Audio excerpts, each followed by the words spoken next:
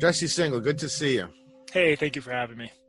This is the Sophia program on meaningoflife.tv, bloggingheads.tv, available streaming video and audio podcast. I'm Daniel Kaufman, the host. I'm a professor of philosophy at Missouri State University. I also publish an online magazine called The Electric Agora, and of course I host the Sophia program. I am with Jesse Singal, who I am a fan of, and whose Twitter feed I follow, whom I read. He's been on with Aria. I don't know if you've been on with anybody else, but I think you've been on Blogging Head several times. I was on with Wright like forever ago, I think. Yeah.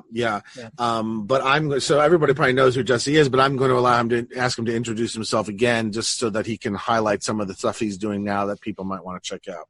Yeah, thank you for letting me do that. I'm a contributing writer at New York Magazine. I used to work there. I left to write a book that should be out in about a year. We don't have a pub date yet, about basically bad social psychology and why it goes viral sometimes. I also have a newsletter, jessesingal.substack.com, and I should also mention I have a new podcast with Katie Herzog, who some of your readers might be aware of. Blocked and Reported. I've been listening to that. That's enjoyable. Thank you. I appreciate it. I do recommend that to everyone. And Katie's another person who's been on Blogging Heads. And I see the natural fit because both of you are sort of fiercely independent. Both of you are clearly liberals in virtually every respect. And both of you have been attacked pretty viciously from the left, and so I see the kindred spirits there. Jesse, why don't you? I'm the host, but this conversation was inspired by you reaching out to me with regard to a number of things that were sort of peaking on Twitter and that a lot of people were talking about. So, Jesse, why don't you tell everyone what we're going to talk about? Yeah. And then we can sort of get going with our conversation. Yeah. So I've, to the extent people on the left have been mad at me, and I should add that people on the right have been very mad at me too. It's had to do with stuff I've written about gender dysphoria, which is the sense that the sex you were born as, a real sense of inner conflict with that sex. And that is traditionally what causes some people to transition. So I've written some stories that are viewed as controversial. I, as I would say, don't think there's much wrong with them and have had trouble having sort of good faith debate about that. Anyway, that has brought me to your corner of the world, which is some of the philosophical debates over the nature of gender and sex and the transgender experience. And the reason I reached out to you is because my sense has been in following the subset of the philosophical debates that bubble down to people like me. And I'm not a philosopher. I actually majored in it. I'm not particularly good at it, but I can follow sort of a philosophical discussion for a popular audience. And what I've noticed is that the way this conversation is going on in philosophy, or the public-facing part of it, is a real missed opportunity. And I think there are a lot of genuinely interesting questions being raised about the nature of identity and what we owe to one another and how we should treat one another that are being reduced to slogans and that are getting politicized in unhelpful ways. And I'm whatever else I am, I think I'm a naturally curious person, and I find a lot of these questions provocative, and it frustrates me to see most philosophers not really tackling them in a substantive way, because philosophers either become, I think it's safe to say, activists who see themselves as advocating for trans people, which is a perfectly fine thing to do, but sometimes incompatible with certain kinds of analysis. And on the other hand, there's a small subset of gender critical philosophers who I think I don't always agree with them, but are trying to make sense of this stuff in a more traditional way. But then there's also, I think you'd agree with this, like a huge number of philosophers who just don't want any part of this debate because it's so toxic, and the incentive. Don't you think the incentives mostly point to staying out of it? Yeah. So, people obviously know, I've done a number of dialogues with a number of people on this broad area, much to the dismay of some of the commenters in the Blogging Heads audience. Here's my impression of it.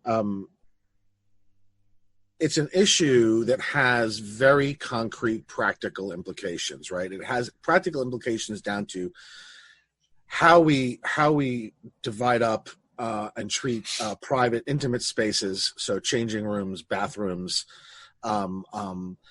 institutions, prisons, rape shelters.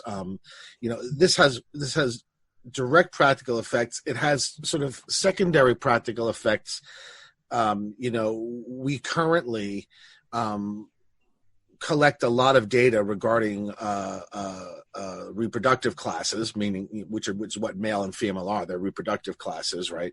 For all sorts of purposes in medicine and in science. We're finding out now, for example, that it seems that the coronavirus, the novel coronavirus, far more impacts males than females. That requires there to be males and females that you collect data on, right? And if some of the gender activists had their way, that would all get really muddied.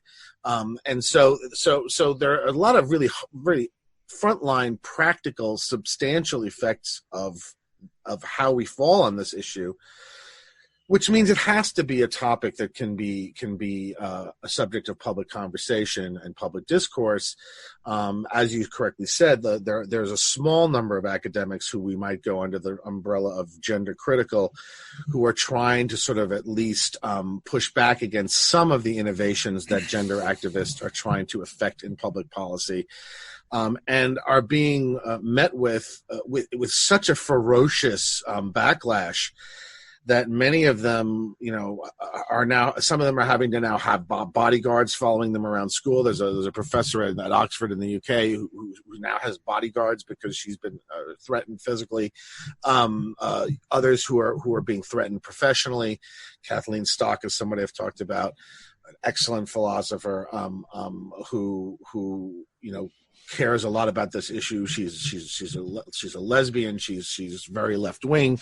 She's part of the women's rights movement, and she sees the intersections between on this issue that are damaging to women's causes. So you're right. I mean, main philosophy overwhelmingly, academic philosophy overwhelmingly, at least the people who are out loud about it and who are doing the main work publishing in the area, is overwhelmingly on the side of the most radical gender identity activists. And it's very hard to get a sense of what the opinion of philosophers as a whole is on the subject. I would suspect it's probably not that much different from the general public. Because most philosophers professionally just don't want to deal with the professional consequences of crossing these people. Yeah. I've written quite a bit about this in my magazine. I refer to these people as the philosophy woke brigade. And I've been chronicling a lot of their sort of antics, some of them funny, some of them not at all funny, because they are efforts at destroying careers and reputations. And so, yes, it could be the most toxic side of the already toxic identity politics niche within philosophy, within academic philosophy. So it's got a very sort of skewed, lopsided sort of situation in which the discipline is on this subject is dominated by people who very aggressively are on the most extreme gender identity side of it, though we have no idea how many people in the profession would like to disagree. Those that do are few, and we're going to examine one of those today in our discussion, and they get treated really terribly and have to have a lot of fortitude, not to mention a very, very well-established career to avoid the worst consequences of that sort of backlash. And then I'm also interested in sort of the way that this plays out in the public. We are talking about less than 1%, well less than 1% of the population. And the way in which they are trying to sort of, I would argue, coerce public opinion and public standards and mores and behaviors is in a way that is wildly at odds with their actual representation, right? And that's something that interests me also. So anyway, that's my yeah. Yeah. Well, maybe the right trajectory here is to start with the sort of the traditional situation in which this has come up, which I think brings with it maybe not a liberal consensus, but pretty close to a liberal consensus. And we can jump from there to the sort of more radical claims and talk about how, in my view, there's no real discussion about them. Yeah. Go ahead. No, I was just going to say that, I mean, this was all inspired by an exchange between two philosophy professors that's just recently sort of hit and that people have been talking about. Alex Byrne from MIT wrote a paper essentially saying, look, men are females and men are males and women are females. And that, that's not only is that something that everybody's pretty much known since they were about 6 years old, but that is something that makes sense, and there's a reason to sort of sort things that way. And then Robin Dembroff, who obviously who's one of the more outspoken and gender activists within philosophy, who virtually all of Dembroff's work is in that area, wrote a very sort of dismissive and just explicitly insulting response. And there's a bit of an irony. I mean, if you look at their respective profiles, I mean, Alex Byrne is a far more distinguished philosopher than Robin Dembroff, has a far more impressive and deep catalog of research, works in very serious, difficult, technical areas of philosophy, with metaphysics, epistemology, philosophy of language, philosophy of mind. And so I'm wondering whether we're seeing in that showdown something where the weakness finally of the activist is going to be revealed, because Byrne is obviously not afraid of these people, has no reason to be afraid of these people, and is so far beyond in acumen and ability of these people that I suspect that Dembroff is going to regret just getting into a dust-up with him, that it's going to wind up publicly not going very well. But so that people should know that the occasion of this was this specific spat between the two, and I assume at some point you're going to want to talk about that specific back and forth between the two of them. Yeah, and I'd like to, and that's where I'll and we'll link to all the papers so people can see. Totally, there will be a lot. They don't have to accept my characterization of it; they can read it themselves. Yeah, and I'll sort of, I'd love to get some of your insight on that, because those two papers are slightly more technical, whereas I'm going to try to keep to the more general, Sure. pop philosophy, for lack of a better word. But the traditional paradigmatic case is someone who's born male. I continue to use that term. I don't think assigned male at birth makes much sense. So just let me have that one if people are watching. Someone who's born male who feels a deep sense of what's known as gender dysphoria, discomfort with being male or with being seen as male, and who decides to transition. In those cases, in my view, and I think the views of most liberals, most Democrats, people sense there is a moral obligation to prevent the harm that would be caused if you continue to treat this person as male in situations where they have dysphoria and have made an effort to transition. I think that's the traditional case. And my sense is that even most conservatives in 2020 aren't going to sort of intentionally continue to use male pronouns or refer to someone as male in that situation. Do you think that's right? But look, it's defeasible. I mean, even that is defeasible, right? In the sense that, as is the case with everything, of course, we do endeavor as we can to try and prevent unnecessary or gratuitous harm to other people, regardless of along what vector. But it's always defeasible in terms of competing harms that might be worse, right? And so, yes, we do. I think the way you describe the situation is right. And nonetheless, there are still going to be certain environments and contexts in which they are going to be identified as male and either not permitted into them or treated within a separate context. There's still, unless there's been a full, complete physical transition, in middle age, they're still going to have to get prostate exams, and they're still going to be subject to certain types of ailments and illnesses that females will not. Yeah. And they're still not going to be allowed. They're still not going to be allowed into women's toilets and women's dressing rooms in gymnasiums and other places. Now, of course, this is, the first thing everybody will say is, does people check their genitals when they go into these places? And the answer is, well, of course not. And it has always been the case that those who quote unquote pass simply go in and out, and it's not. But that doesn't change. That doesn't affect the sort of the principle, right? I mean, and that is that, yes, we do attempt to not harm people and to try to avoid harming people. But sometimes there's competing interests, right? Yeah. And it doesn't always fall on the right decision doesn't always fall on the side of the gender dysphoric person. But I think the reason the trans movement has been successful at that basic first goal of having trans women be generally seen as women and trans men being seen generally as men is it is sort of a matter of treating people the way they want to be treated. And my understanding is among my sort of social circle, which is almost entirely Obama liberals and people to the left of that, there's virtually no debate on things like bathrooms, to be honest.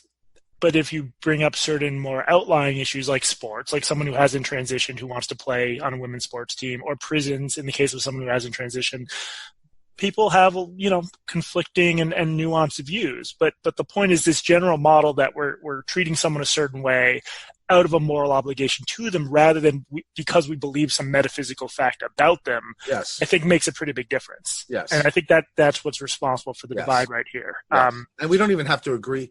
I mean, there's certain social dimensions of respect that I pay to people, even when I categorically don't believe whatever it is that this thing is centered around.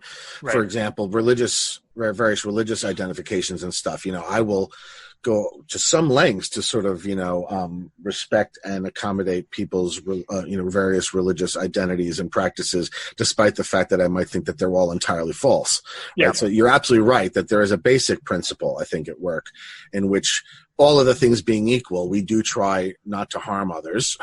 And all that I wanted to say is that the all things being equal clause is relatively wide, right? There's quite a bit that would to which this would be defeasible, and it would usually be a competing interest, right?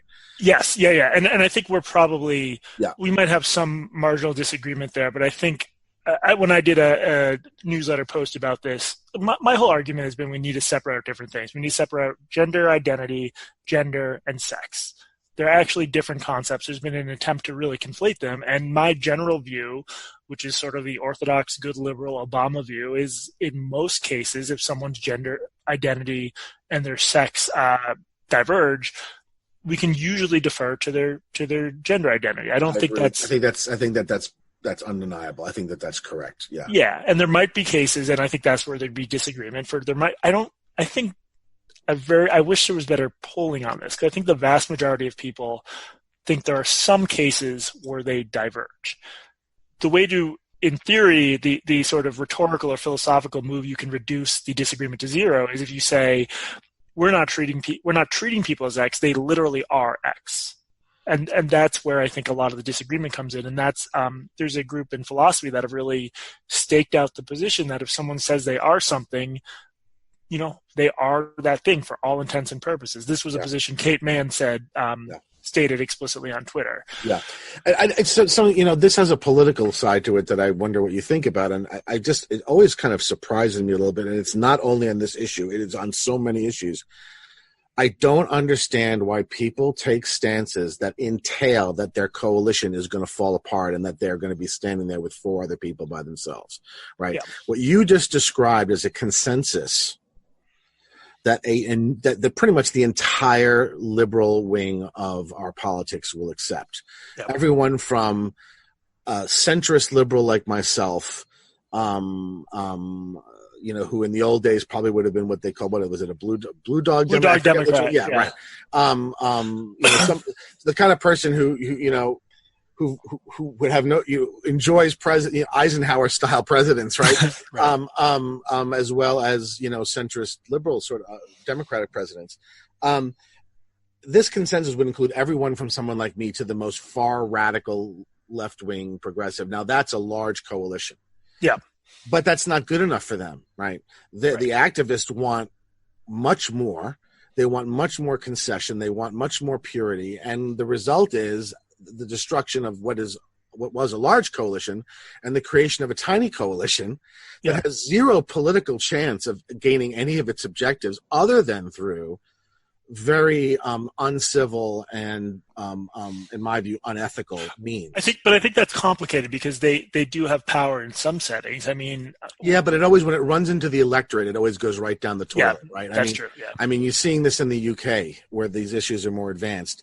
Every time it kind of runs up against the electorate or against the general public, or people start getting a whiff of this, the sports thing you mentioned is a good example. I think that's one of the things that's going to absolutely destroy any chances that movement has, right? Because it's such a preposterous, absurd position. position.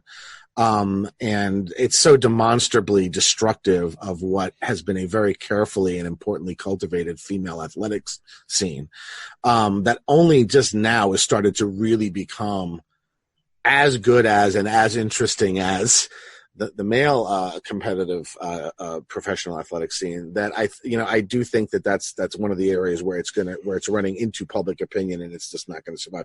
So anyway, I just wonder if you have also thought this sort of like, why are you trying to make yourself smaller so that you'll never win anything, right?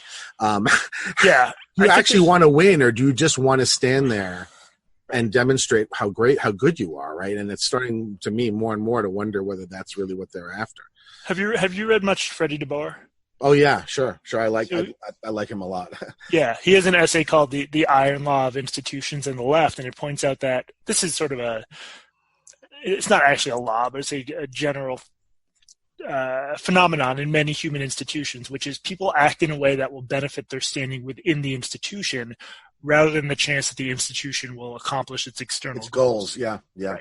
Yeah. So when you see, in the context he used was like on the line, there was a period in 2016, 2017 when a lot of hip online leftists were sort of wantonly calling for violence. It was like punch Nazis, but clearly they wanted to punch more people than that. And Freddie was saying, this is stupid for any number of reasons, not least of which the right has all the guns and the cops. Right, and that if you actually get the fight you're asking for, you're the one who's going to get your ass kicked, not the other way around. It's the same thing when the trans activists they almost always attack women. You never see them. I've never seen one threatening some redneck in Alabama with a gun rack in his truck. They're always threatening, women professors and things like that, because they know that they're not intimidating to anybody who's actually right, who's actually into physical violence. They're really not very intimidating. But anyway, I agree with you about that large consensus. I think that the way you described it is a winner with the entire liberal coalition. And it also, the other thing I would fight for it myself. And I also in my journalism I've report interviewed a number of trans people, and if you actually hear them tell their story, I generally don't think sort of just living as a man or living as a woman is an option for them. Like, that gender dysphoria is a very real thing, and it's devastating. And I think we should allow people to mitigate it to the extent possible. Absolutely. But the other part of this is that when you make this sort of a metaphysical thing, there's actually a huge amount of disagreement within the trans community that gets erased over what it means to be trans. And this is a point Alex Byrne made in his article, which is you do not have to look very far to find trans women who say, well, I don't think I'm literally a woman. I think I'm X, or I think I'm Y. There's been this sort of culling of acceptable opinion, even on the left, even within the trans community, where the only people sort of allowed a voice are these people with sort of these essentialist notions of what it means to be a man and a woman. And so I think in adopting this new, more radical stance, you're actually harming some trans people themselves, because their voices get squelched. They get sort of expurgated from the community. So I think it's just it's been decided that the only way to get trans people their rights are to make these very strong philosophical claims that I think run into trouble if you poke and prod them a little, because they're a little bit flimsy. Yeah, the point, the thing you just described is obviously the case. Like everything else, right? Trans people are subject to the same diversity of opinion, and even political orientation. I mean, probably the most famous trans YouTuber is Blair White, and she's a conservative, right? She's a Trump supporter, right? So, and this is the same thing with racial minorities. This is the same thing with everything, right? Of course they're diverse because people are diverse, right? Right. The problem is that the activists don't want to acknowledge this, because the activists are so sort of tunnel visioned. And so what they simply do is they simply deny, this is got beat by the judges, not gay enough, right? Right. It's the same kind of phenomenon. It's absurd. It's laughable. Anybody from the outside looking at it just says, oh my God, you people are insane. But it does function within the frame to, in a sense, purify and isolate and present a kind of a unified front that's entirely artificial, right? Yeah. And I think it's important. there's a subset of conservatives who will always be against trans rights. But I want to pull up this specific Kate Manning tweet to make a point about it. Kate Mann. So Kate Mann is a very well-known young feminist philosopher who has very much come into public attention because of her book Down Girl, which Bob Wright did an interview with her on it, and people can watch it. But she's a very outspoken trans activist as well. She's not trans herself, but trans activist online on Twitter. I'm blocked by her. I'm actually blocked by all of these people, so I always have to find out what their latest goings on are from third parties. Right. Anyway, that's who she is. So yeah. what's the is this a tweet or what is this? This was a tweet that got some attention, and so just compare what the sort of basic logic we just discussed, which is you should treat people well to alleviate suffering and because they want to live who they are, versus I believe that trans women, being women in every sense of the term, are subject to misogyny as well as trans misogyny specifically. And I think just about everyone understands there's some differences between cisgender and transgender women. If there weren't, we wouldn't need those terms. We wouldn't need the cis prefix, which is itself controversial in some circles. But if that's going to be the messaging of the movement, most people just have a pretty visceral, intuitive reaction to that, like that's just false. And it puts people in a position of having to agree to stuff they believe is false to be part of the movement. Whereas the beauty of well, first the gay rights movement and then aspects of the trans movement is you can just make arguments that are true. You can get people on board by saying stuff that's true, and you're not requiring people to really rewire fundamental aspects of how they see the world. I mean, the most rewiring anyone had to do was conservatives had to deal with two gay guys getting married, which is by no means a major imposition. I mean, I know it was for some cultural conservatives, but at the end of the day, that worked. So I think to the extent the messaging around the stuff centers on like what Kate Mann is saying and a lot of the philosophers we're going to be discussing, I just don't think that's good, because it doesn't matter how deeply you look into some of these claims and think about that or how educated you are, it's hard to understand exactly what they're saying or how they could be justified. Yeah. Just one technical issue. Your audio is great, but your video is very choppy and is not in sync with your audio. I'm just letting you know that. I don't know if yours is mine also. I'm on a direct Ethernet line. Oh, so interesting. As far as I can see of myself, I'm not glitching and stuff, but maybe you're seeing me glitching. I think I probably have a worse connection than you. Hopefully. Are you on a Wi-Fi? Yeah, it's sort of the only option. There's nothing we can do. The audio's crystal clear though, so it's okay. People will just have to deal with various stills of your hands. I think I look better blurry. I look better blurry anyway, so it's fine. Actually, I have to say, I kind of like you more hairy. Thank you. You have a youthful face, and so you kind of look a little too young when you're less hirsute. Yeah. So look, I mean, gosh, I mean, even just this thing you just said you get in the weeds immediately once you start pushing it into the academic philosophical way of talking about this, right? So the first thing is, what they're gonna want to say is that, look, we need to detach woman from female and man from male. That's the first thing, right? So for them, man and women denote genders, and genders are sexually heterogeneous, right? Right. So that's already one big giant mess that you get into, because I think most people, ordinary people speaking ordinary language, right? The ordinary uses of these terms don't separate them that much. Now they may have play, there's room, right? Yeah. So I do think that there is a sort of a space in the gender terms for, very passable trans women, trans men, etc. And certainly in terms of certain social environments, there would be an unproblematic use of the word woman or man to refer to these sorts of people. But for most people in ordinary and most ordinary language uses of these words, the gender dimension is not completely untethered from the sex dimension. So that's number one complication, right? Well, not only that, but they're very highly correlated. And I think, one useful point some feminists and trans philosophers have pointed out is there's real fuzziness there. When I point to someone and I say that's a man, it's an approximation. And it's an approximation that isn't quite a direct comment on like their phenotype or it is their phenotype, but not their genitals. Like there'd be situations where you can point over and say that person's a man because they look like a man and they're not in fact a man. So I think the thing I always start with is like people could point and choose man, woman, man, woman, man, woman with about 99% accuracy. Right. And this is very likely hardwired into our brains. So you would expect these things to correlate at a very high degree. Yeah. And look, I mean, this is one of these weird places where all of a sudden what formerly would have been considered more than sufficient percentage right to constitute a norm, right? Yep. All of a sudden now isn't, right? So there's no other area in which 99.7% or whatever it is, right, doesn't constitute a norm.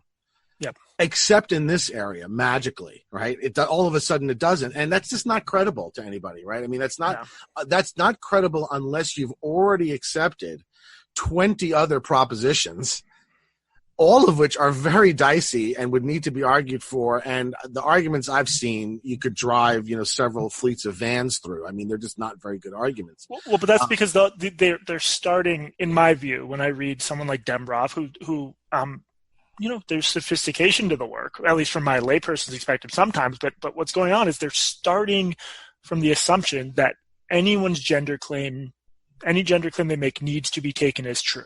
Yeah. Any situation where you start from the proposition that anything someone says along X lines has to be true, you're going to have to twist yourself into pretzels to defend that. And that's when you talk about the arguments you could drive a truck through, that's where that comes in. Well, there are those normative assumptions, right? Because that assumption that whatever anyone self-identifies as has to be taken as true, that's really a normative assumption, right? It's really the description of a kind of an obligation, right, to simply accept other people's identifications, and we could question that, right? I mean, right. So that's one thing, but it sort of gets worse because, look. There's a mischaracter. There's not just these sort of controversial, unargued for normative assumptions that we're supposed to accept. There's also a very controversial, and I would suggest it's not even meant really seriously. It's people at Dembrov are too smart not to know this, right? There seems to be just a complete aw shucks like naivete about what a scientific generalization is, right? Right. It's never been anything but statistical. Yeah. So the idea somehow that science shows, right, that there aren't males and females. Yeah. You have to be willfully misunderstanding what scientific generalizations consist of to say something like that. But this is what I mean about. This actually shocks me that this makes it through peer review anywhere. Well, right. But there's sort of it's funny. There's like a generalizability crisis in psychology right now. There's almost one in this corner of philosophy because they make claims that we so clearly wouldn't accept as true in other contexts. Like the fact that there are three-legged dogs does not mean that dogs are not quadrupeds. Right. Yeah, exactly. Right. I've raised that point a million times. That there's never a good answer. Of course they are. There's not a single textbook in zoology or anywhere else that's not going to refer to dogs as quadrupeds, right? Right. And we all know that what that means is that 4 legs is the statistical norm for dogs, right? And I guarantee you, it's less of a statistical norm than male and female sexes. Can I actually read a couple sentences from Dembrov because I want to get your take on this. The question of whether what's going on could be more seen as normative or descriptive. I think it's fuzzy here because in a paper Dembrov wrote with Daniel Wodak for Ergo, Open Access Journal of Philosophy, so they talk about this real-life person named Paige something. Paige is bi gender. Is that the arrow piece you just sent to me? Yeah. Yeah, I read that. Yeah. Okay, so they write about Paige. Paige's gender flips, their internal sense of their gender identity flips from male to female multiple times a day. Sometimes in their view, they're a guy. Sometimes in their view, they're a girl. And they raise the possibility of using they to refer to someone like Paige. But that's a problem, right, Dembrov and Wodak, for this reason. Given current linguistic practices, it contributes to the stigmatization that Page faces as a bigender individual. It tacitly communicates that at no point in time is Page like Hillary Clinton or Catherine McGregor or any other woman for whom she would be used, and likewise that at no point in time is Page like Steph Curry or John Oliver for whom he would be used. Now, as is often the case here, it's sort of left unsaid. What's your reaction to that? I mean, I'm just curious. I don't know what it means. Just to that. I mean, are you moved by that? Well, no, because I don't know. My immediate thought is, well, that's too bad, as my immediate thought. Right. Yeah. Well, and I also don't know, what does it mean? So, but I guess it's being, okay, it's a normative claim in the sense that I should not refer to Page as they, because I will tacitly communicate that Page is not like Stephen Curry. Right, but you're also supposed to get the he and she right then all the time, right? Right. I mean, well, this is part of the argument that we should just use they for everyone, which would render this a moot point. But even setting that aside. Well, wait a minute. I thought you just said that using they stigmatizes this person. They think that in the long run, if we use they for everyone. No, I understand. Look, I know. Oh, yeah. I read the article. No. All that I want to say is this is the sort of thing. Right. You're now getting into a territory of this is madness to everyone other than the people who are inside the tent, right? I mean, this only makes sense if you already accept 50 other things that don't make sense. Sure, right? but it would be, this is what I mean though. Like, who acts like this? I would like it to know what it means to say Page is like Stephen Curry, and I suspect Dembroff and Wodak would say Page is like Stephen Curry in that Page is a man during those periods when Page feels like a man. And then I would say, okay, what do you mean by is? And they would just go. Yeah, conversations are circular. Yeah, I don't want to scattershoot because we could go all over the place. I mean, I wrote a whole essay called "Feeling Like a Man," in which I said I don't think there is anything such thing. I don't either. I don't think I have a gender identity, which is why I don't think you should hinge this whole. You asked me, what does it feel like to be when I couldn't answer you? Yeah, I find it very interesting that the only people who seem to understand what these things mean are the people who are using them in political arguments. Right? But this is like the other thing. You know, I really liked Alex Burns' article in Arc Digital, where in the same way Rebecca Riley Cooper did, he pointed out there's really basic problems with the whole framework of gender identity. I agree with you. I don't think I have a gender identity. I've never seen it explained in a coherent way that isn't just stereotypes, but that's another example of building this entire rights edifice on sand, basically, because if people don't accept the basic claim of gender identity, a lot of these claims just fall away. And it seems like there's so much just basic philosophical work that hasn't been done yet. And if you point that out, you'll be told, well, you haven't done the reading. There's these 500 but one of the things that Alex, as someone who's read them, let me just tell you something, you're not missing anything, right? I mean, because look, if this stuff had really good, solid, comprehensible arguments behind it, you'd hear the arguments, right? Yeah, exactly. It wouldn't be sequestered away in the stacks, right? To where you'd have to go look for it, right? You know, if I say that I agree, you know, that I basically accept and agree with Quine's position on ontological commitment, I can in a tweet tell you what that is and tell you why I accept it, right? Right. You're never going to have a conversation with me where I say, well, you know, those of us who actually have done research in this know the answer, and you'll just have to go look in the archives. I'm not going to spend my emotional labor on you.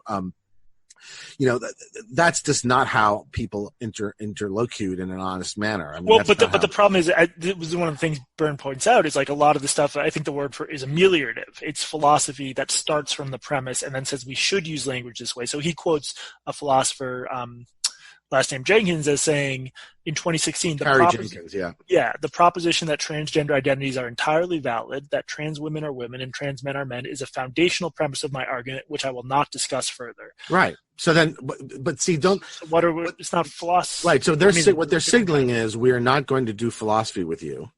Right. We're going to have a fight with you. But then they say you haven't read the philosophy to understand, but then you go and read it and it's very different from most other philosophy, and that it doesn't do the same thing. Yeah, look, I mean, so much of how I feel about this has to do not with philosophy itself, but with, in a sense, the social dynamics of philosophy, right? When you start off that way, what you've basically signaled to me is that you're disinviting me to do philosophy. Yeah. You're inviting me to have a fight. And I'm ready to have a fight. Right.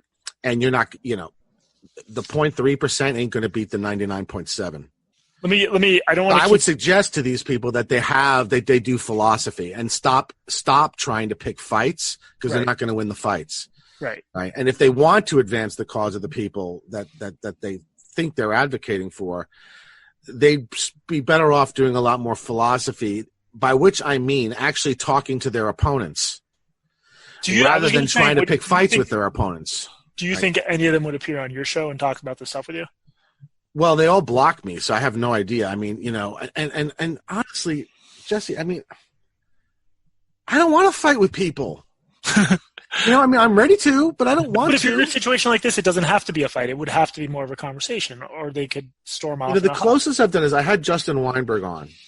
Yeah, he's the Daily News guy, right? He's the Daily News guy. He's very partisan. He's very much on the side of the activists. He uses what he presents as a kind of a news blog about the discipline to really advance a number of causes and to perform hits on people. I mean, he's allowed his blog to be used to perform hits on Kathleen Stock and other people. I had him on the show with the aim of sort of saying, okay, I was trying to sort of do philosophy with somebody who I know I disagree with on a lot. Yeah. And we had a perfectly civil conversation. And I thought to myself, okay, this is a road in. But then he went on to sort of knife me in 15 different ways on his blog, to which I refuse now to participate anymore. I've just not found that that most of the people in this movement have either the basic manners nor the sort of social. They're also socially dysfunctional that they don't know how to behave in a conversation, right? And so you really can't talk to them. I mean, that's part of what's so difficult about this, and it's why I've almost taken entirely to dealing with them through sort of comedic essays, because you can't have a philosophical argument with them. Look what happens when you try to. I mean, look at this poor Rebecca Tuvell. What happened to her, right?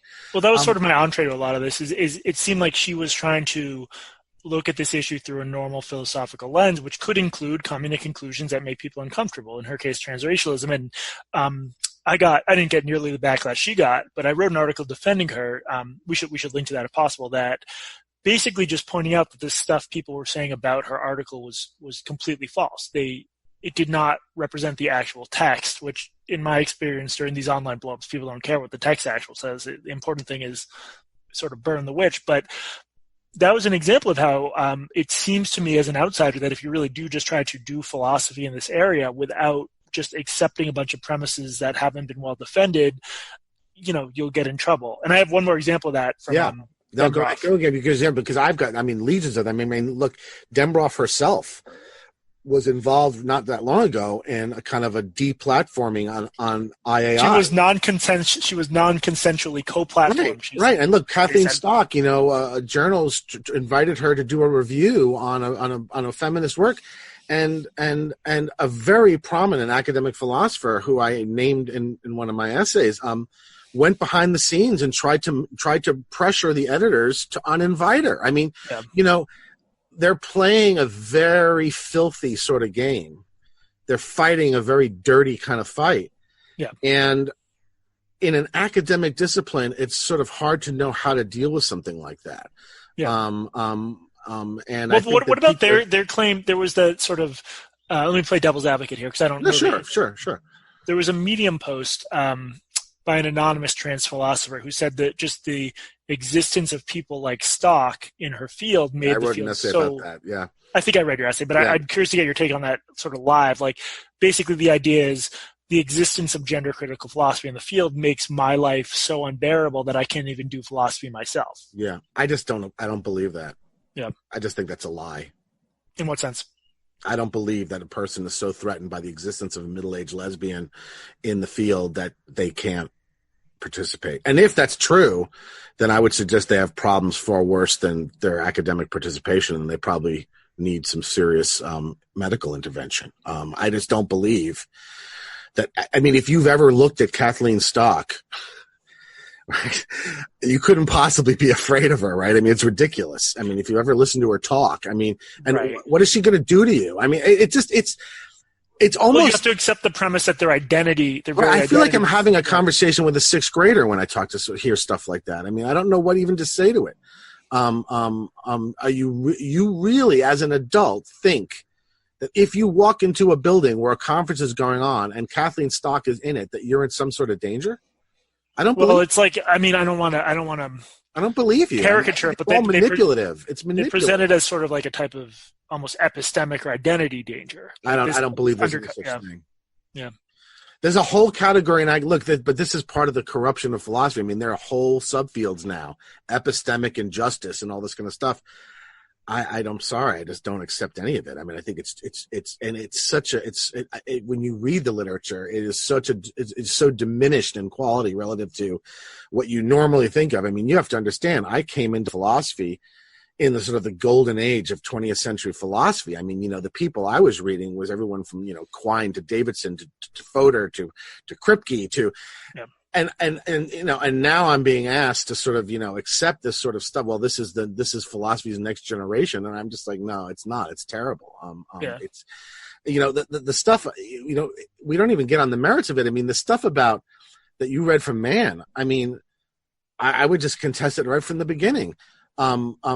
Social identities, of which gender identity is one, are not determined by the person by themselves. They're socially negotiated. Well, but this is what I mean when I say you can't collapse gender and gender identity. The traditional understanding of gender, or one of them, is like, I see you, I gender you as male. It has nothing to do with this ties exactly into what I wanted to mention, but it's just switching up the definition on the fly and then getting mad people don't use the new definition that you haven't even bothered arguing for. Or the very notion that one defines oneself. I don't think that's true. Right. I think social animals, to a great degree, are defined by one another. Yeah. I don't think we're defined.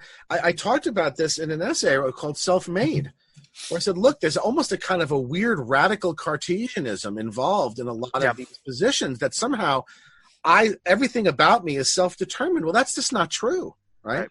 This is false. Yeah. And I gave 20 examples of social identities which are not determined by you. They're determined by others. But the problem is, I would say gender is one of those.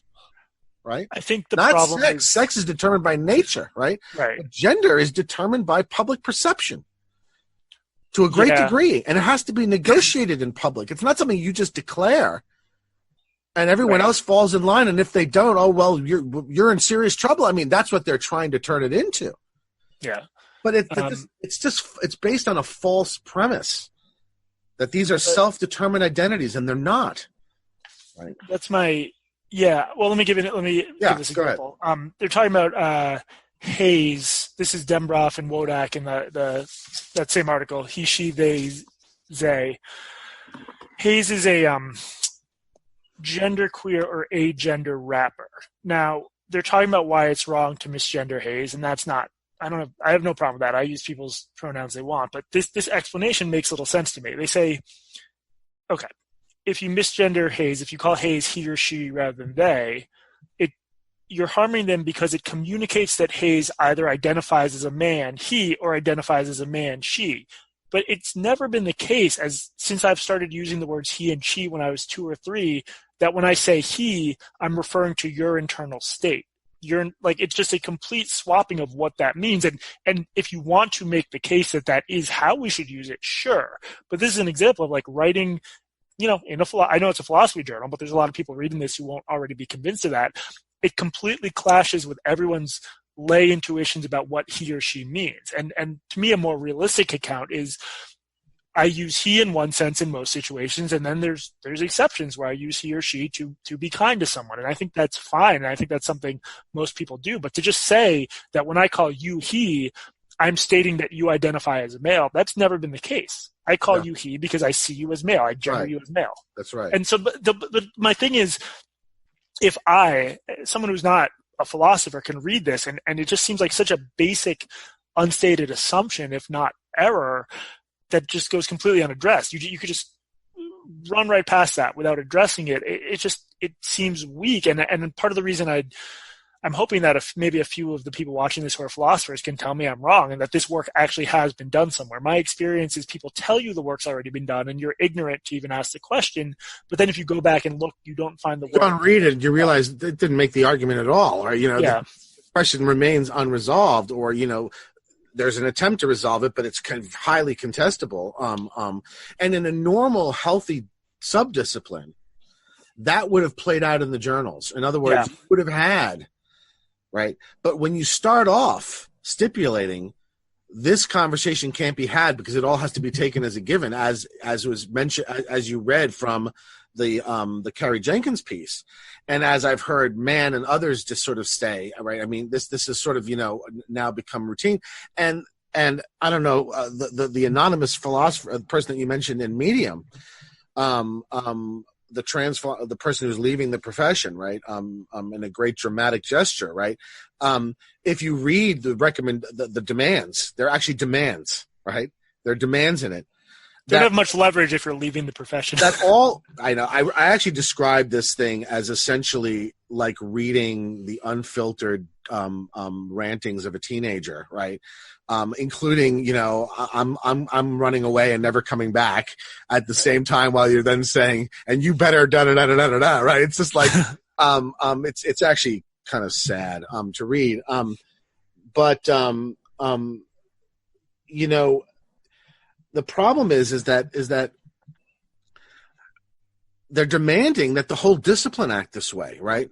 If you read the list of demands, it's that journals should not publish articles that don't accept those fundamental assumptions, which means the conversation you're describing in which the arguments could be played out and tested against counter arguments, and thus, at least by the end of it, you could say that this radical gender identity position has a sort of a solid foundation and has really confronted its critics, right? Yep. You can't say, right? Because they themselves are trying to institutionalize the inability to have that conversation in the journals, in the profession, in departments, and so on and so forth. And so, to my mind, increasingly, I view this entire subdiscipline as essentially simply propaganda.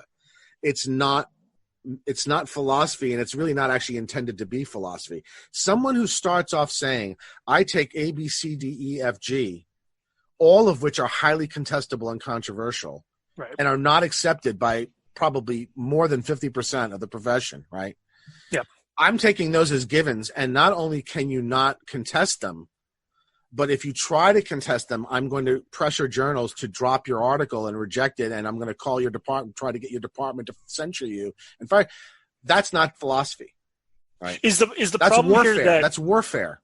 Is the problem here that because it's a thin subdiscipline and that's quickly established these rigid norms, you can just publish and publish and publish without having your ideas really challenged, except by someone even more? Yes, they are in an echo chamber. They remind me of sort of like Fox News types on the right. I actually wrote an essay where I kind of wished out loud that these two groups would just leave together, go to an island, let the Fox News people and the crazy far progressive wing of my party go off on an island and murder each other together and leave the rest of us alone, the other 90% of us alone. Yes, I mean, I don't. You can't do philosophy that way, right? You can't do philosophy. That philosophy is all about engaging with the assumptions, especially when the assumptions are controversial and yes, in my view, contrary to common sense and ordinary language, which again is, remember what we're talking about. Anybody can define and stipulatively define any technical terms that they want. Right. And the usefulness of that will depend upon the uses to which they're put. But what we're talking about is ordinary common speech. And their common, look, I mean, this is a philosophy of language thing, but with regard to ordinary language, meaning is simply customary use. Right? Now that can change. They're trying to change it. Well, but that's the way it changes through negotiation. It doesn't change by you just declaring it on Tuesday, right? And now the meaning's changed. That's not how it works, right? Well, so going to the Byrne-Dembroff sort of face-off, which centers on the question of what a woman is, was your sense that it seemed to me Dembroff was genuinely fuzzying up and denying what I view as a fact, that most people, I'd say upwards of 98 or 99% on the planet, do view woman as referring to a specific thing. It seems like Dembroff is saying, well, different communities use it in different ways. Who's to say? Was that part of her argument? Well, she does say that. I mean, and I love when she uses word. I'm sorry. I can't even do the they, all right, with a singular. It just screws up my sentences. I'm just going to say Dembroff, all right? I'm not deliberately misgendering this person. It's just that I cannot incorporate they, plural, into sentences without having to stop and think about what I'm saying. And this is one of the reasons why I don't want to do it, right? I mean, unless you really demonstrate to me some really serious harms, which I don't believe you can, I'm just not gonna do it. Actually, it's funny, but technically Dembroff's position is that you have an active duty, you have a positive duty to not misgender, but you actually do not have, you have a negative duty to not misgender. You don't have a positive duty to gender, so you're on Dembroff's page on this anyway. Okay, well, good. And I'm just going to say Dembroff, and I want to be explicit that my lapsing to she was not a purposeful slight. My criticism of Dembroff's what this person is saying is in the content of what I'm saying, not the manner of it. I'm sorry, I just got off track. What was I talking about? Basically, it read to me that Dembroff was sort of giving short shrift to the. Yeah. So Dembroff is, trying to pretend that ordinary common usage is not what it is, right? I noticed the use of the word many. Many find this stifling. No, they don't. 99.7% don't find this stifling. That's not many. 0.3% is not many. In any sense of the word, as anybody means it. It's not many. A tiny number of people have a problem with our normal landscape of pronouns. I'm not saying that those people should be ignored. I'm not saying that, perhaps they couldn't mount a public campaign and eventually start to turn and change ordinary common usage. But all that has to be socially negotiated. It can't be done by fiat, and it can't be done in 5 minutes, and it can't be just done by saying it and stipulating it and then threatening everybody who doesn't comply. I mean, A, it's not going to work, and B, it's wrong, right? I mean, that's just not how we operate. The fact of the matter is that most ordinary speakers of English think the word man and woman denote sexes, not genders. Right. That is reflected in the ordinary common language meaning of the term. Let's do a quick woman, adult, human, female. You've seen this thing, right? I mean, that's ordinary common usage. Now, that can be changed. I have no problem with Dembroff and company trying to change it. Yeah. But I need to hear a good argument of why it should be changed. And you're going to have to make an argument. And you're going to have to, in a sense, negotiate that with others. In other words, you may not be able to get everything you want. You may only get part of it. I mean, that's the nature of social negotiation, right? But they don't want to do any of that. Right. They want everything, and they don't want to have to negotiate about it, and they don't want to have the arguments. They want to be able to stipulate all the arguments away. They want to be able to get journal editors and to refuse to even publish people trying to have those arguments. Now, when I see all in that situation, what I conclude is that you're not inviting me to do philosophy. You're picking a fight with us, and that's how I've been responding. Right? If somebody wants to invite me to do philosophy, I'm happy to do it. But I don't feel like I'm being invited to do philosophy. What did you think about the journal's decision to let Robin Dembroff in this paper with Daniel Wodak laid out what they describe it as a radical claim that we should just use they rather than he and she in, I think, basically all circumstances. Throughout this paper, Dembroff refers to Alex as they. I was a little bit surprised that I asked why Dembroff was misgendering Alex. Right. As far as I know, I don't think Alex identifies as non-binary. No, Alex is definitely a he. I guess so. There's a brief footnote where Dembroff writes, throughout this paper, I use they as a singular gender-neutral program. See Dembroff and Wodak 2018 for a philosophical criticism of gender-specific pronouns, which is sort of gets to what we're talking to, where it's like, I made this argument, therefore this argument's right, and I'm going to go with this method in contravention of the way everyone uses language and likely in contravention of Alex's preference himself. Like none of that matters. It just sort of steamrolls everything. Yeah. Well, but listen, that's consistent with what we've been talking about, right? I mean, look,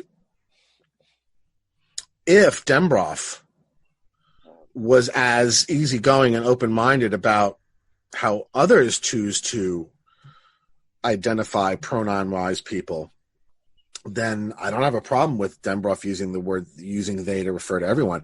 Yeah. But that's not what it is, right? Dembrov's way is the right way, despite the fact that I find the arguments for it incredibly thin and terrible, and I have a million questions, none of which seem to get asked because they're not allowed to be asked in the venues that we're talking about. But I don't accept the arguments for it, for calling everybody they, beyond the fact that it makes a nightmare out of ordinary conversations, right?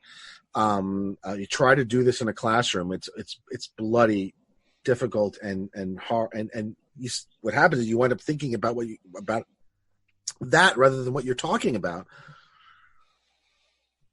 It's tremendously distracting to the 99.7% of the people in the class or in the conversation to whom this does not matter at all.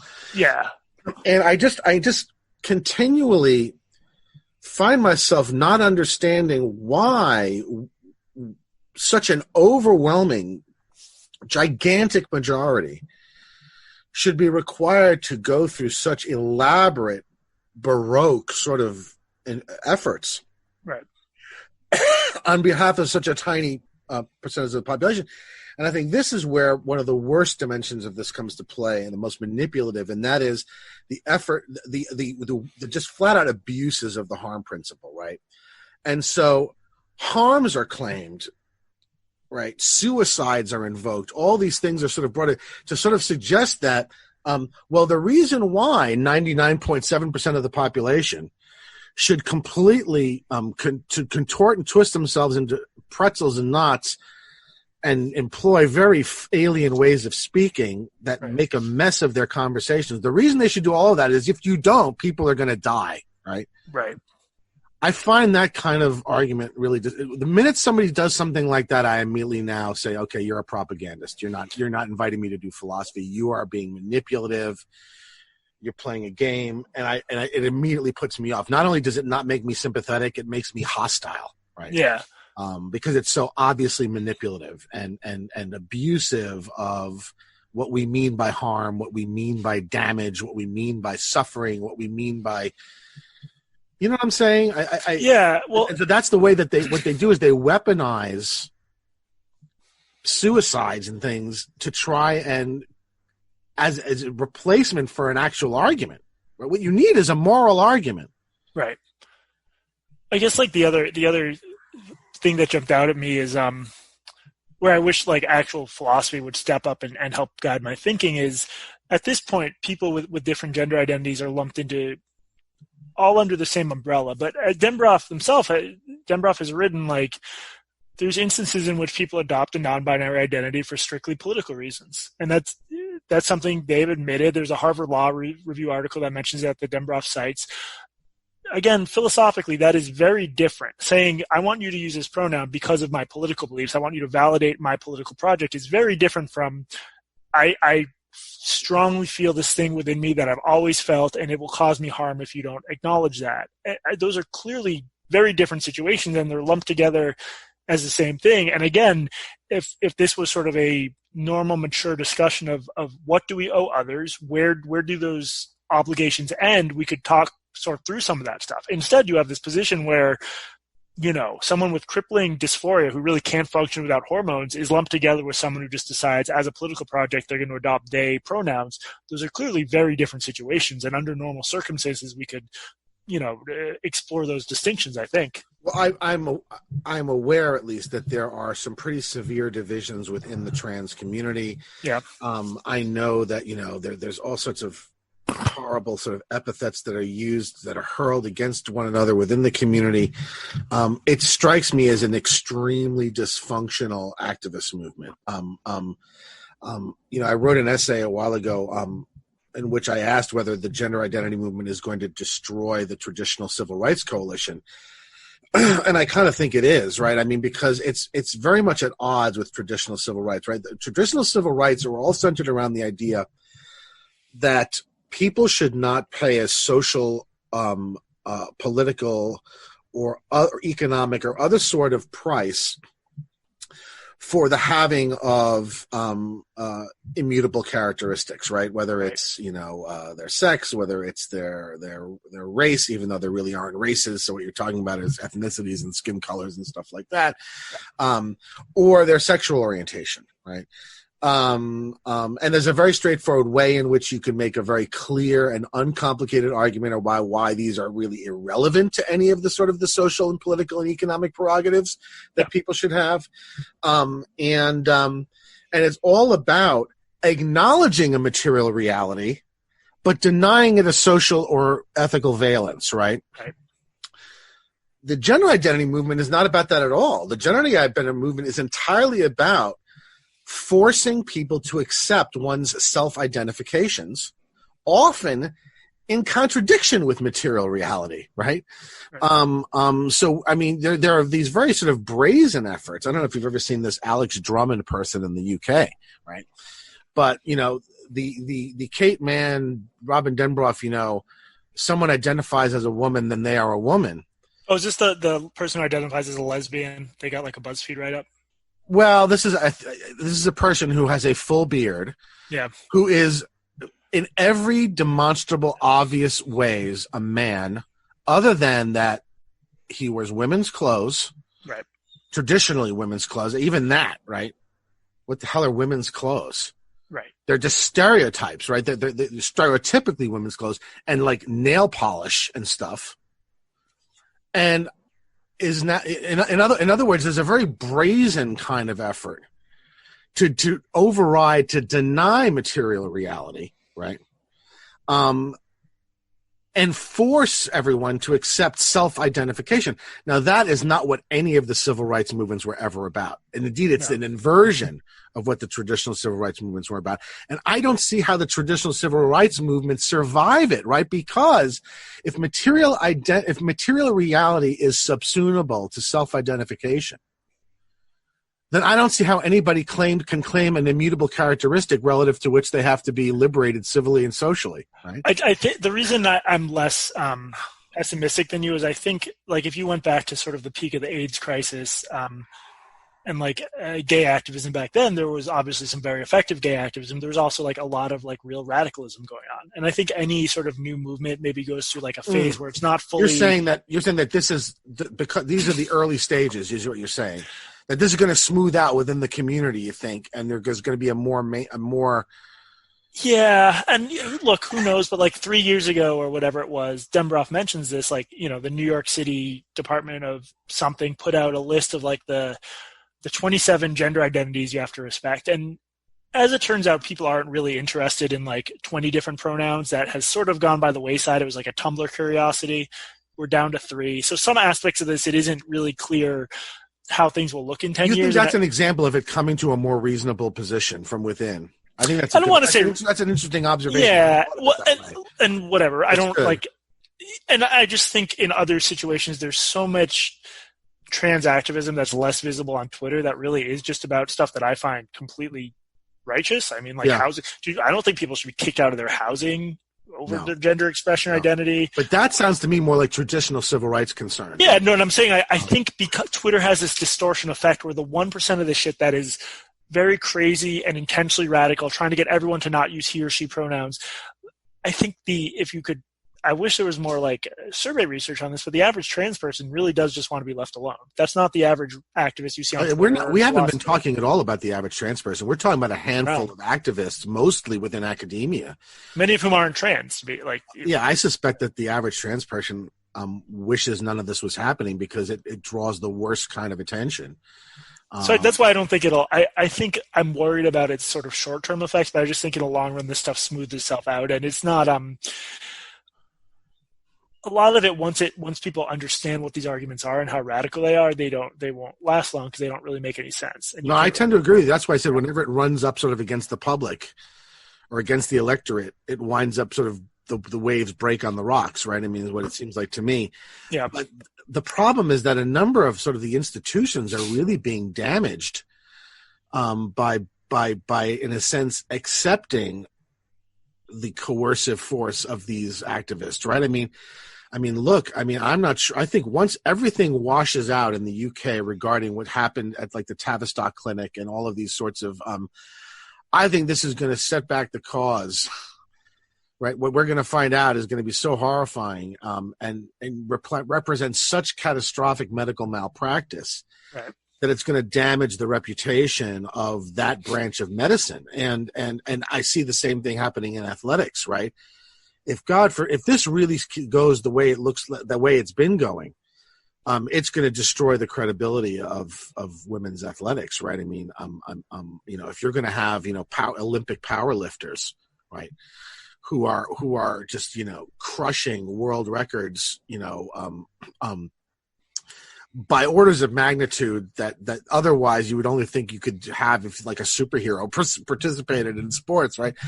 I think it's going to, in other words, I agree with you, but the problem is that too many of the institutions have bought into the Twitter version of this, and have done things that now I think really have damaged them institutionally, and I'm worried about the institutions' and well-being. I think that I've written about the youth dysphoria stuff. I think a lot of bad science is getting bandied about, but, there are a lot of clinicians who are themselves worried about it and are trying to quietly exert influence. Well, there were mass resignations from Tavistock. I mean, but so I guess what I'm saying is that on the one hand, I agree with you that this is fringe activists. They're clearly pretty crazy people.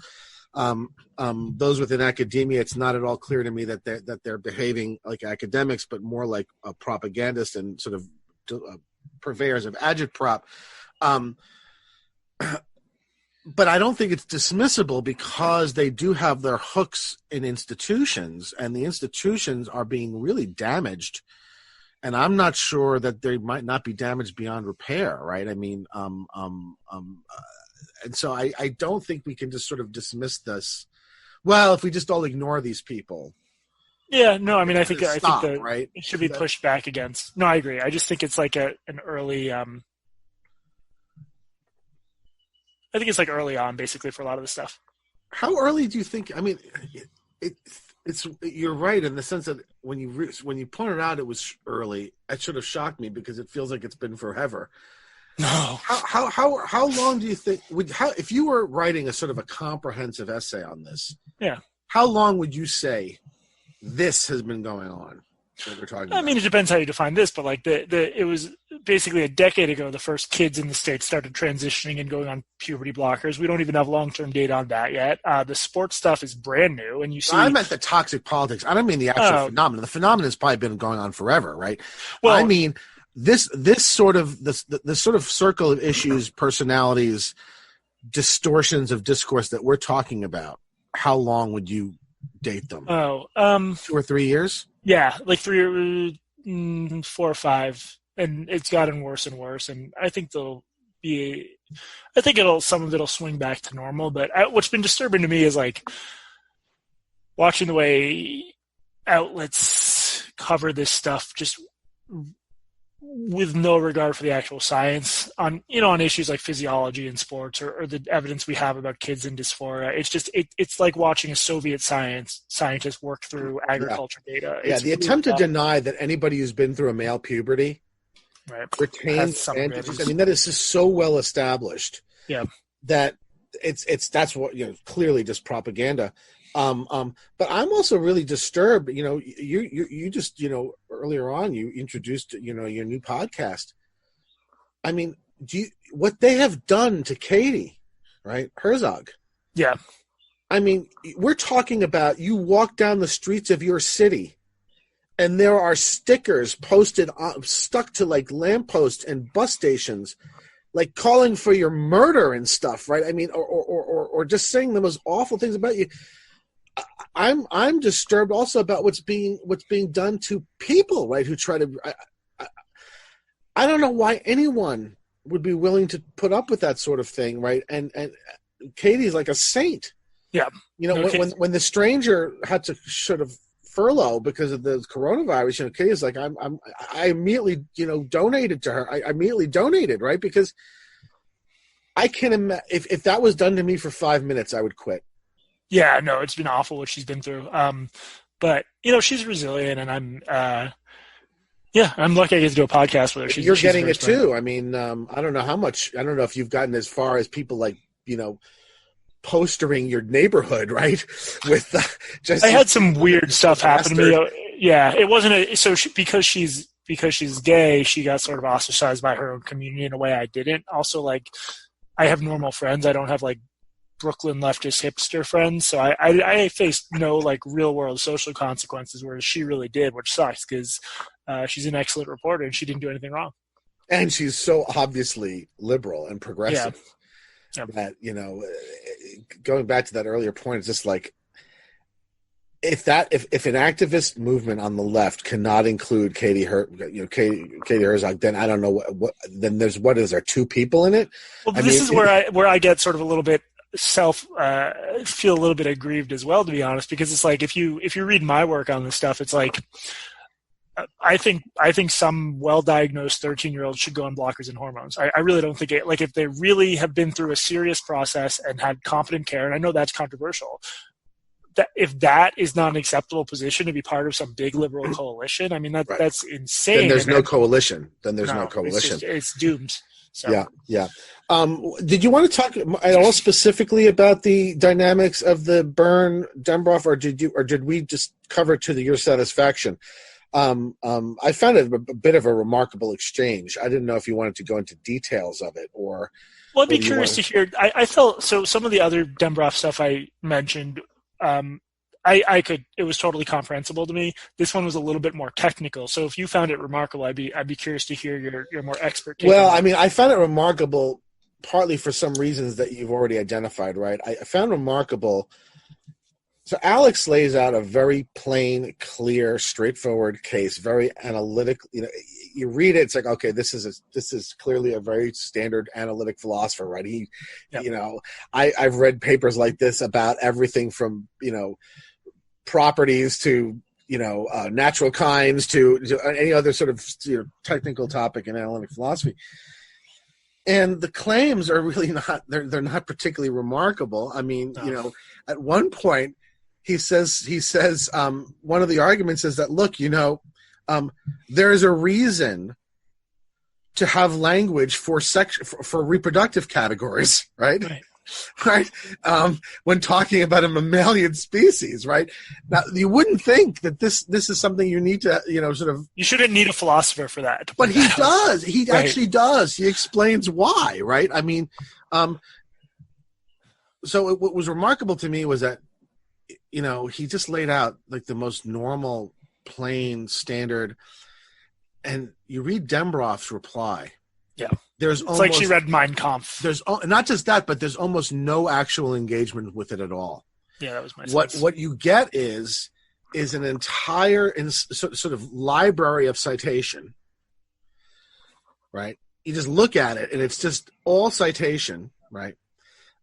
Very little to no engagement with the actual substance of any of the arguments. It's just like, you know, well, you know, this has been refuted here, and this has been discussed here, and it appeared, and he never said. And then it's just sort of finished off with, oh, and by the way, clearly, Alex is uninformed, uneducated, and I suspect ill-motivated. What was so That's strange the whole about essay, right? That is the essay. I can't believe it made it when it was. I cannot believe that was published. I was just stunned. It for me represented such a catastrophic corruption of editorial standards. Not to mention it being incredibly unwise, because I suspect that the round that's going to come now after. That Alex is going to eviscerate Dembroff so completely. But that's not. But remember the iron law. Like, I don't think it'll go poorly for Dembroff. I think whatever happens will be presented within her circles as though Dembroff trounced Byrne. It'll be no. I understand that. I'm talking about the public. I'm talking about the larger perception. In other words, you know, look. Think about elections, right? the way our elections work, it doesn't help the Democrats to just pile up more votes in LA County, right? Right. Like, you need to get votes in freaking Michigan and Wisconsin, right? It's not going to help Dembroff's cause to have the people who already agree with her even more fanatical and mad than before, right? They need to actually convince somebody else, right? And anybody else looking at these two essays is going to say, oh, here's a person presenting an argument for what strikes me as an obvious and so obvious that everybody knows it by the time they're in the seventh grade. And then somebody else offering this kind of Baroque, rococo almost sort of litany of citation and evasive sort of comment and just flat out, almost demagogically false appeals about what many people think or are concerned about her. And then at the end, punchline, insults and attributions of bad motives, right? Anyone looking at that who's not already on Dembroff's team is just going to say, wow, not only did you lose, but you represent the sort of the worst thing that philosophy could turn into. Yeah. And I will say, I mean, and I said this recently in an essay, and now with coronavirus, it's even worse. But before that, philosophy is in very serious institutional trouble. First, before coronavirus, it was in institutional trouble simply because of the financial imperatives of universities and of students. Other than at elite institutions, students just don't major in philosophy. They don't want to major in philosophy. Philosophy's gotten relegated to general education. And now general education is being contracted out to community colleges. Right. And so philosophy is in trouble. With coronavirus on top of it, now turning the financial screws in universities even tighter, it's going to be even worse trouble. And if philosophy comes across to the public as filled with lunatics, right, and propagandists, you can kiss it goodbye, right? You just can kiss it goodbye.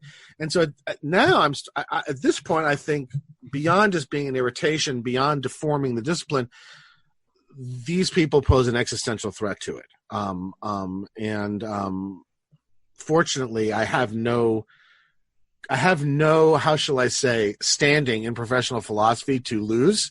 And so at least I'm been trying to sort of fight against this. Others who have a much stronger position, like Brian Leiter, also have been sort of fighting it. But I don't think we're going to survive as a discipline within the academy, at least across most of the universities and colleges, under the current financial pressures, if this increasingly is the public face of what we do. Yeah. Well, maybe we should end on a news item that just came across my transom from Retraction Watch, which might show that these problems aren't unique to your field.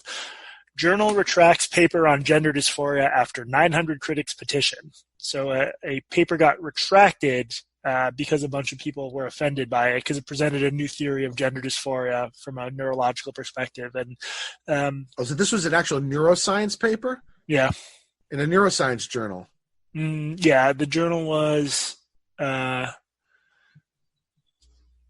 what's been retracted? eNeuro. Yeah. But I mean, anyway, this would open up a whole other avenue. But the point is, if you try to No, it's not just philosophy. Yeah, but obviously it's unique in philosophy for various reasons, like this manifestation of it. But there's this whole big important subject that you can't really have a normal conversation about, and that's a shame. Do you plan? I'm just curious about you. I mean, have you had enough of this subject? Are you going to turn your writing efforts to something else, or is this something you're going to keep working on? I mean, I know you're not being harassed quite as badly as Katie is, but have you just had enough of it yourself? It's sort of like an every time I think I'm out, they pull me back in kind of situation. I can't really.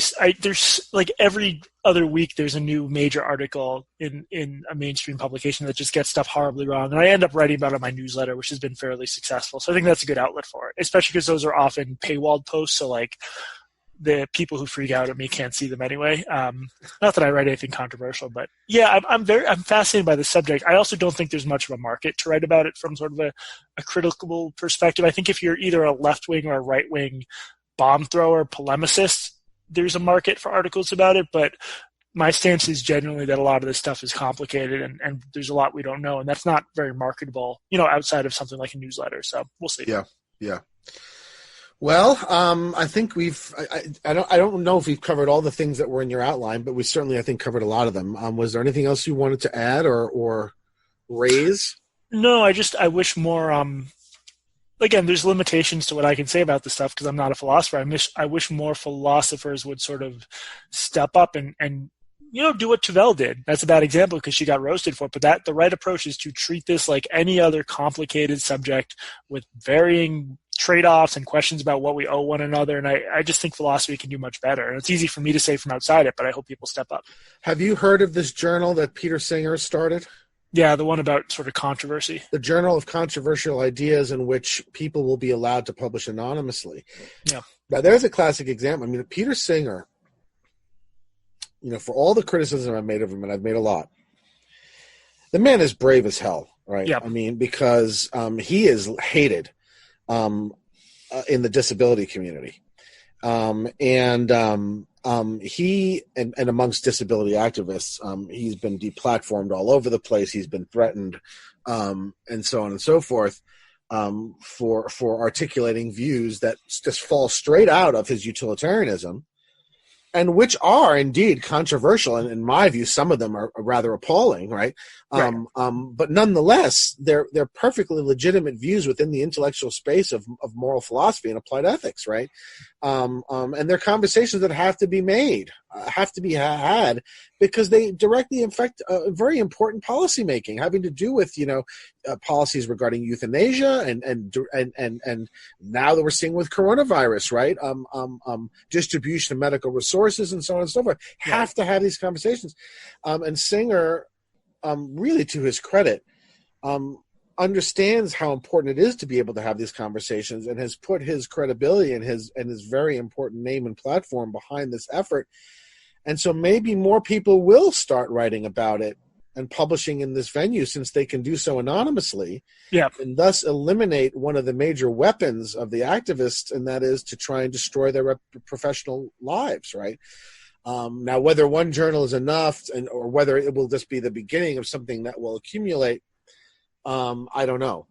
But there are efforts to try, at least among some who recognize this problem, to try to get philosophy back to what it's supposed to be doing. Yeah, I hope they're successful. So, yeah. All right. Well, thank you so much, Jesse. And we'll have links to all of the things we talked about, as well as to Jesse's current and ongoing projects. His Twitter feed is very much worth following, and thank you. And also you have a newsletter, and you said that that's been successful.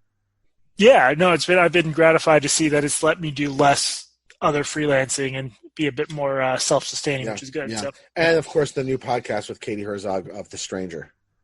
Yeah. I hope people check out Blocked and Reported. It's on all the major podcast apps. Yeah. Katie's got a wonderful sense of humor. You guys it's a great pairing. I strongly recommend it to people.